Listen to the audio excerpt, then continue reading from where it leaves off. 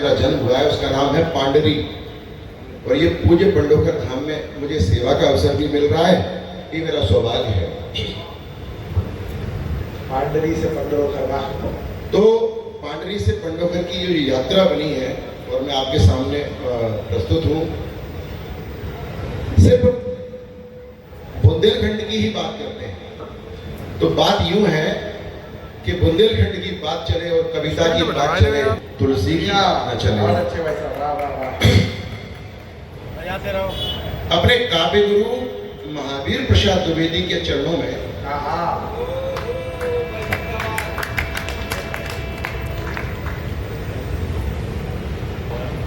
बहुत सारे काव्य लिखे उन्होंने।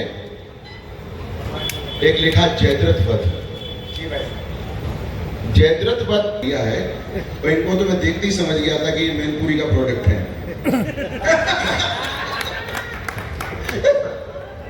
और कल वो जो मिमिक्री कर रहा था ना बालक, उसने एक राजनेता की मिमिक्री करी, मैं नाम नहीं लूंगा, मेरी मर्यादाएं हैं। और उसने मिमिक्री करने के बाद, जैसे आपने कहा था ना कि आप भैंसों के यहाँ से बात गायों की कर रही है लेकिन आप रहती भैंसों के बीच में है, तो मैं कह रहा था उन्होंने एक शब्द अगर और उसमें जोड़ा होता तो कुछ कहने की जरूरत ही नहीं पड़ती। मनियाईसो, मनियाईसो, हाँ, ये मैनपुरी के लोग समझ सकते हैं, इटावा और मैनपुरी, हाँ, जो मन में आ गई मतलब। तो जयद्रथ वध, क्या बात है। ऐसे सुधी श्रोता हो तो मैं पूरी रात कविता कर सकता हूँ, और सच्चाई ये है कि आप मुझे ही सुन लूंगा। क्योंकि आपको आनंद से उत्प्रोत करूंगा मैं। अभी आप देखिए, ये सब कविता कैसी भी हो, कॉन्फिडेंस ला देना। नहीं काम ही है। अपराधी तो आपके कॉन्फिडेंस से ही डर जाते हैं। तो जयद्रथ वध लिखा मैत्री जी ने, और अपने काव्य गुरु महावीर प्रसाद द्विवेदी के चरणों में 2 पंक्तियां समर्पित करी।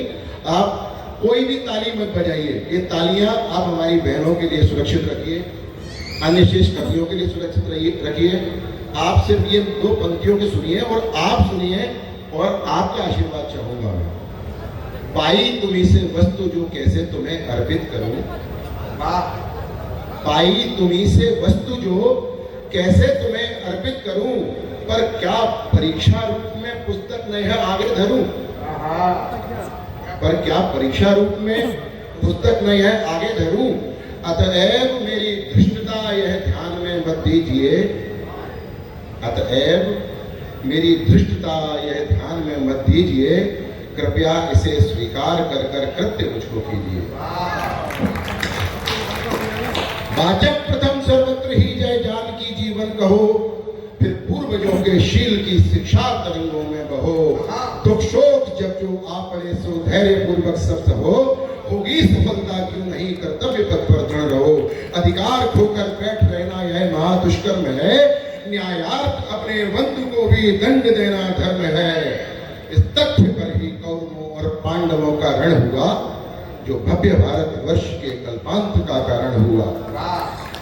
सब लोग हिलमिल कर चलो, सब लोग हिलमिल कर चलो, पारस्परिक ईर्षा तजो, भारत न दुर्दिन देखता रिश्ता महाभारत न जो।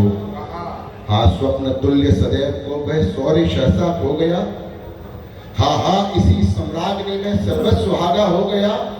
दुर्वृत्ति दुर्योधन न जो सटता सहित ठानता, जो प्रेम पूर्वक पांडवों की मान्यता को मानता, तो डूबता भारत न यूं रणरक्त पारावार में, ले डूबता है एक पापी नाव को मैधार में, ले डूबता है एक पापी नाव को मैधार में।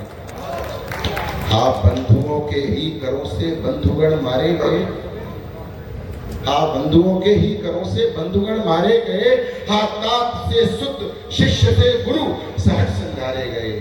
इच्छा रहित भी वीर पांडव व्रत हुए रण में, अहो पांडवों की इच्छा नहीं, इच्छा रहित भी वीर पांडव व्रत हुए रण में, अहो कर्तव्य के वश विज्ञजन क्या क्या नहीं करते कहो। यह अति अपूर्व कथा हमारे ध्यान देने योग्य है। जिस विषय से संबंध हो वह जान लेने योग्य है। रणधीर द्रोणाचार्य कृत दुर्भेद चक्र व्यूह को, शस्त्रास्त्र ससज्जित व्यथित विस्तृत सूरवीर समूह को जब एक अर्जुन के बिना पांडव न भेदन कर सके, तब बहुत ही व्याकुल हुए सब यत्न कर करके थके। यो देख कर चिंतित उन्हें धर ध्यान, समरोध कर्ष का प्रस्तुत हुआ अभिमन्यु रण में सूर 16 वर्ष। वह वीर व्यूह भेदन में सही सज्ञान था, निज जनक अर्जुन तुल्य ही गुणवान था, बलवान था। हे बाप तजिए सोच को है काम क्या क्लेश का, मैं द्वार उद्घाटित करूंगा व्यूह बीच प्रवेश का। नरदेव संभव वीर वह रण मध्य जाने के लिए बोला वचन निज सारथी से रथ सजाने के लिए। ये 4 मुक्तक आपके सामने इन्हीं को और रख रहा हूं। इसके बाद आप कहेंगे तो मैं और पढ़ दूंगा, नहीं तो मैं रख दूंगा, फिर बैठ जाऊंगा। क्रम कवियों का पहले पूरा बिल्कुल, मैं ये चाहता हूं कि आपका क्रम पूर्ण हो, और जब वो लोग रह जाएंगे जो सिर्फ कविता का मर्म समझते हैं, तब आपको एक कविता अपने बाल्यकाल की ओर सुनाऊंगा। स्वागत है। ठीक है, फिर आऊंगा।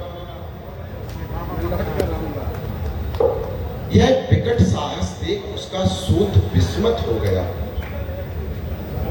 यह विकट साहस देख उसका सूत विस्मत हो गया।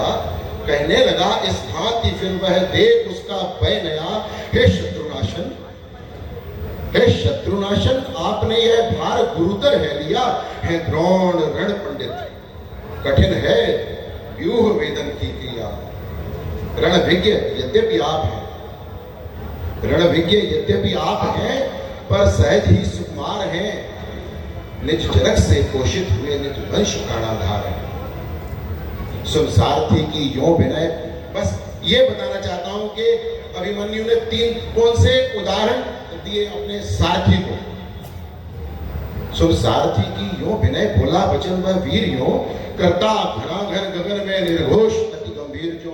हे सारथे हैं द्रोण क्या, हे सारथे हैं द्रोण क्या, देवेंद्र भी आकर अड़े है खेल क्षत्रिय बालकों का, व्यूह भेदन कर पड़े।